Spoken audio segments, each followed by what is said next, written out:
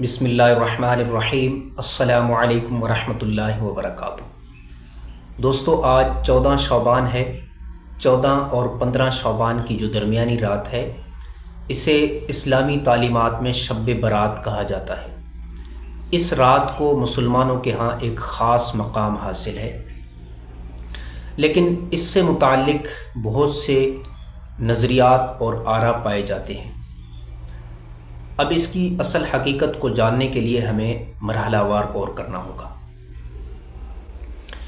ایک رائے یہ ہے کہ اس رات کی کوئی خاص اہمیت اور فضیلت نہیں ہے، ایک عام رات ہے اور دوسری راتوں کی طرح ہے۔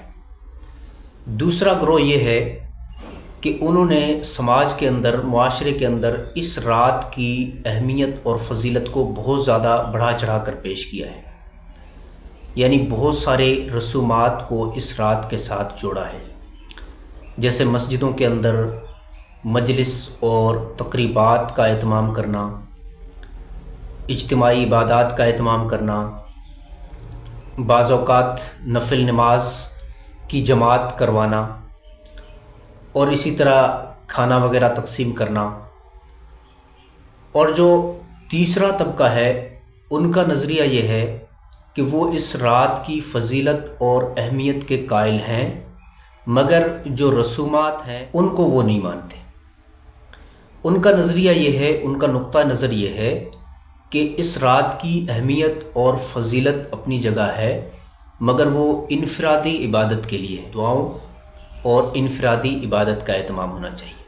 کسی خاص عبادت کو اس رات کے ساتھ مختص کرنا، خاص کرنا، یہ درست نہیں ہے۔ اب ہم اس چیز کو سمجھنے کی کوشش کرتے ہیں کہ یہ جو 3 نظریات میں نے آپ کے سامنے پیش کیے ہیں، ان میں سے درست سمت پر کون سا نظریہ ہے؟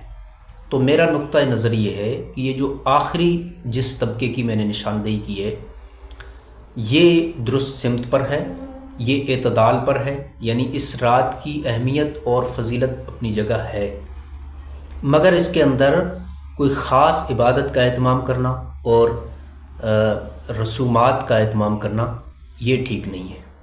احادیث اور علماء کے مطابق شب برات ایک موقع ہے اللہ تعالیٰ کی قربت حاصل کرنے کا۔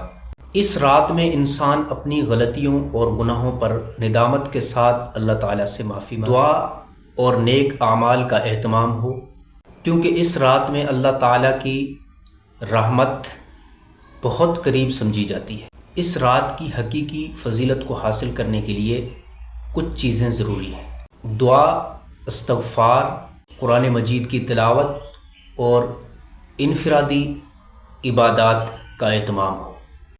بڑی تقریبات اور مجالس میں شریک ہونا ضروری نہیں ہے، اور نہ ہی ان چیزوں کو اس رات کی اصل عبادت سمجھنا چاہیے۔ مقصد اللہ تعالیٰ کی رضا اور اس کی قربت حاصل کرنا ہے، نہ کہ ظاہری رسومات میں وقت گزارنا ہے۔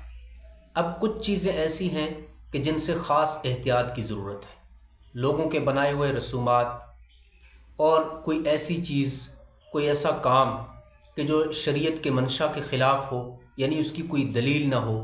شب برات ایک خاص موقع ہے اپنی گناہوں کی معافی مانگنے اور اللہ تعالیٰ کی قربت حاصل کرنے کا۔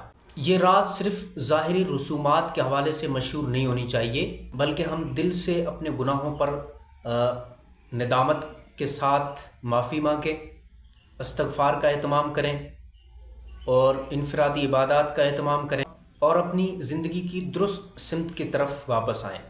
لہٰذا چاہے آپ اس رات کو ایک عام رات سمجھیں یا اسے بہت زیادہ اہمیت دیں، اصل چیز یہ ہے کہ ہم اپنی زندگی میں نیکی کو بڑھائیں اور بدعات اور رسومات سے بچیں۔